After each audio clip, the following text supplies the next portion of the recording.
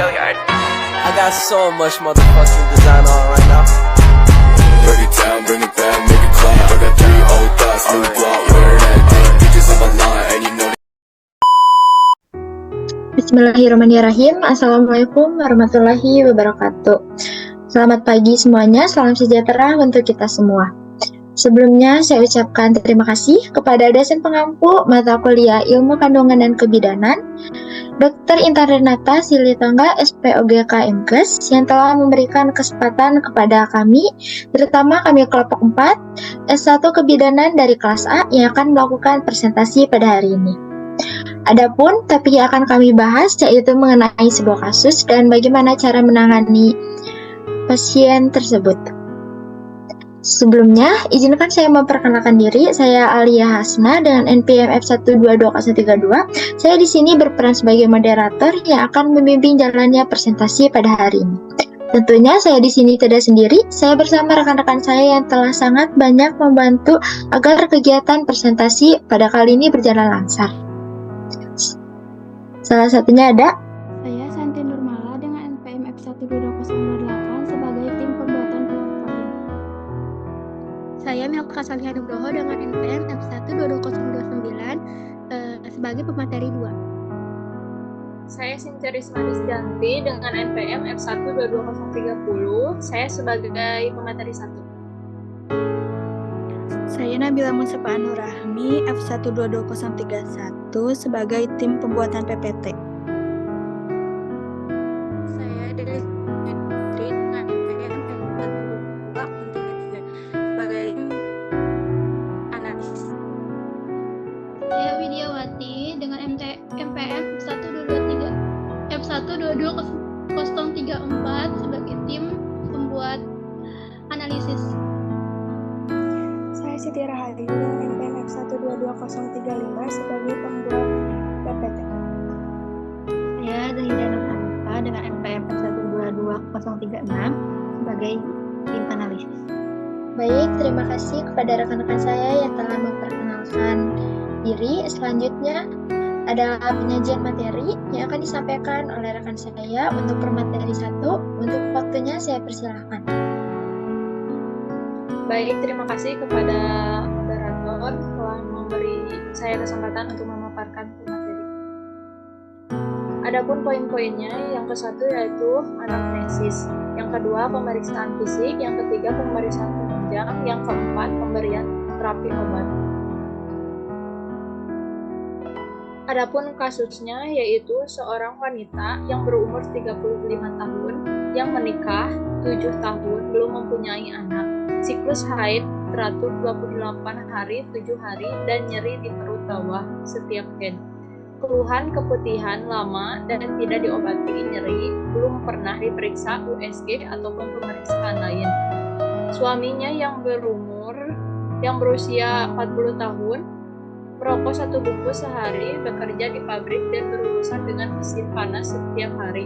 Suami belum diperiksa. Yang pertama yaitu anamnesis. Anamnesis wanita yaitu yang berusia 35 tahun selama pernikahan selama 7 tahun. Infertilitas, pasien belum mempunyai anak setelah 7 tahun menikah dan belum hamil. Siklus haid teratur dengan durasi 28 hari dan lamanya 7 hari. Nyeri perut bagian bawah. Pasien mengalami nyeri di perut bagian bawah setiap haid. Keputihan, pasien mengeluh keputihan yang berlangsung lama dan belum diobati. Riwayat pemeriksaannya, pasien belum pernah menjalani USG atau pemeriksaan lain terkait keluhan infertilitas. Riwayat kesehatan umum yaitu tidak ada informasi. Anamnesis pria yang berusia 40 tahun. Kebiasaannya merokok 1 bungkus sehari. Lingkungan kerja yaitu bekerja di pabrik dan berurusan dengan mesin panas setiap hari. Riwayat pemeriksaan belum pernah diperiksa. Riwayat kesehatan umum tidak ada informasi. Yang kedua yaitu pemeriksaan fisik. Adapun 2 bagian, yang pertama yaitu pemeriksaan fisik pada wanita. Pemeriksaan PTP untuk mengetahui keadaan umum, suhu, tinggi badan, berat badan, tekanan darah. Pemeriksaan genital, pemeriksaan abdominopelvic, pemeriksaan payudara, pemeriksaan dada, pemeriksaan pelvik, pemeriksaan tiroid, pemeriksaan serviks. Yang kedua yaitu pemeriksaan pada pria, yaitu pemeriksaan PTP untuk mengetahui keadaan umum suhu, tinggi badan, berat badan, dan tekanan darah. Palpasi skrotum, konsistensi testis, palpasi epididymis, pemeriksaan kelainan pada penis, ukuran testis. Yang selanjutnya akan dilanjuti dengan pemateri 2. Baik, di sini saya akan melanjutkan materinya. Yang ketiga ada pemeriksaan penunjang. Pemeriksaan penunjang pada wanita. A. Pemeriksaan penunjang laboratorium. Yang pertama ada pemeriksaan hormon FSH dan estradiol diperlukan untuk deteksi hipotalamik amenorrhea, ovarian insufficiency. Yang kedua ada pemeriksaan progesteron, prolaktin, dan TSH juga diperlukan untuk menunjang diagnosis gangguan ovulasi. Yang ketiga ada pemeriksaan anti Mullerian hormon atau AMH yang mencerminkan seberapa banyak cadangan sel telur dalam ovarium. Semakin rendah kadarnya, semakin kecil kemungkinan untuk memperoleh keturunan. B. Pemeriksaan penunjang lainnya. Yang pertama ada hysterosalpingografi atau HSG. Pemeriksaan radiologi ini dilakukan dengan memasukkan zat kontras melalui serviks. Pemeriksaan ini akan memperlihatkan bentuk uterus dan melihat apakah tuba fallopi terbuka atau tidak. Yang kedua ada ultrasonografi atau USG. Pemeriksaan ini dapat mengevaluasi posisi uterus dan memberikan informasi mengenai ukuran dan pemeriksaan ini mengenai ukuran dan irregularitasnya. USG pelvis juga membantu deteksi dini uterin fibroid, endometrial polip, kista ovarium, massa endometrioma. Juga penting untuk diagnosis anovulasi, polistik ovari, dan kista corpus luteum.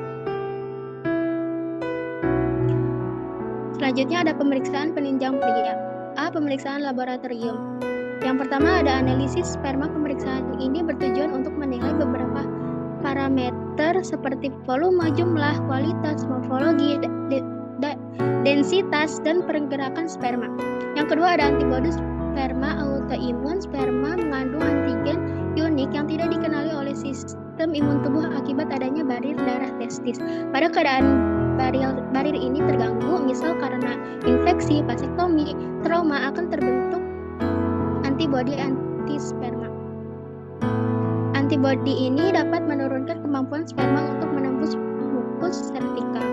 Yang ketiga ada analisis hormonal. Sekitar 3% penyebab infertilitas pada pria adalah karena kelainan hormonal. Pemeriksaan hormonal meliputi pemeriksaan hormon FSH, LH, prolaktin, dan testosteron. Yang keempat ada pemeriksaan DNA fragmentation index atau DFI. Pemeriksaan DFI dapat mengetahui tingkat kerusakan DNA sperma. Indikasi pemeriksaan DFI adalah keguguran berulang, kecurigaan adanya kerusakan DNA sperma, misal pada kasus varicocele leukospermia, riwayat kegagalan teknologi reproduksi berbantu atau TRB, yakni IUI dan IVF. Selanjutnya ada B. Pemeriksaan non-laboratorium, yaitu pemeriksaan ultrasonografi atau USG. USG testis berguna untuk melihat ada tidaknya varicocele serta kelainan pada testis dan jaringan sekitar. USG transrektal dapat memberikan gambaran prostat dan ada tidaknya obstruksi pada saluran yang membawa semen. Yang keempat ada pemberian obat terapi. Pemberian terapi obat untuk wanita. Stimulan ovulasi baik untuk gangguan yang disebabkan oleh supresi hipotalamus, peningkatan kadar prolaktin, pemberian TSH. Terapi penggantian hormon glukokortikoid jika terdapat hiperplasia adrenal. Selanjutnya ada penggunaan antibiotika yang sesuai untuk pencegahan dan penata laksanaan infeksi dini yang adekuat. Selanjutnya ada pemberian terapi obat untuk pria. Yang pertama ada penekanan produksi sperma untuk mengurangi jumlah antibodi autoimun. Diharapkan kualitas sperma meningkat. Yang kedua ada testosteron enantat dan testosteron spionat untuk stimulasi kejantanan. Yang ketiga ada berhenti merokok karena kebiasaan merokok dapat mempengaruhi kualitas sperma dan kesuburan. Yang keempat ada perubahan lingkungan kerja. Paparan panas yang berlebihan di tempat kerja, perubahan lingkungan kerja atau penggunaan pelindung termal mungkin diperlukan untuk mengurangi dampaknya terhadap kualitas sperma. Yang kelima ada pemberian suplemen atau vitamin dapat membantu meningkatkan kualitas sperma seperti asam folat, zinc atau vitamin C. Selanjutnya saya kembalikan kepada moderator. Baik, terima kasih kepada rekan-rekan saya yang telah membacakan materi. Semoga materi yang kita sampaikan bermanfaat bagi kita semua dan terutama bagi yang nonton.